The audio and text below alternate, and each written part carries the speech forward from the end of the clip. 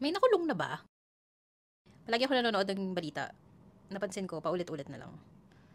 Tapos may konting dumadagdag, pero lahat ng dumadagdag, puro tungkol sa corruption, kagaya sa DOH. Tapos may mga BIR personnel na na-expose kasi tumatanggap ng bribery. Tapos nakita ko din, yung ibang government sectors parang walang pakialam sa problema nating mga taxpayers. Kagaya ng DTI, nakisabay pa. Biglang may DTI trust mark na kailangan mo bayaran over 1,000 pesos per year. What for? Tapos I saw a news a couple of days ago, the government aims to increase tax collections by about 10% next year. Tapos sa BIR, nag-release ng bagong rule sa paggamit ng mga resibo pag nagpa-file ka ng expenses. Parang napansin ko lang na I don't see any of them serving me as a taxpayer. Parang palagi na lang para sa gobyerno. Mag-increase ka ng tax collection. Kahit alam mong yung mga Pilipino, walang tiwala dahil sa talamak na korupsyon.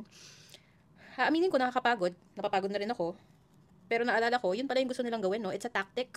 Lilituhin tayo, paulit-ulit, guguluhin, biglang may fear-mongering about natural calamities para makalimutan natin to. So I reminded myself, dapat hindi tayo mapagod. We deserve the right to demand accountability. Parang ang hirap na dadaan na naman yung isang taon na ang daming corruption cases. Tapos sasabihin lang natin, ganyan talaga eh. Let's not normalize corruption.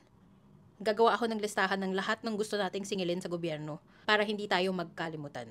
Kayo din, ang hinihingi ko bilang Pilipino, huwag kayong mapagod. Alam ko, pag nanood kayo ng balita, paulit-ulit na lang. Importanteng malaman natin kung anong nangyayari.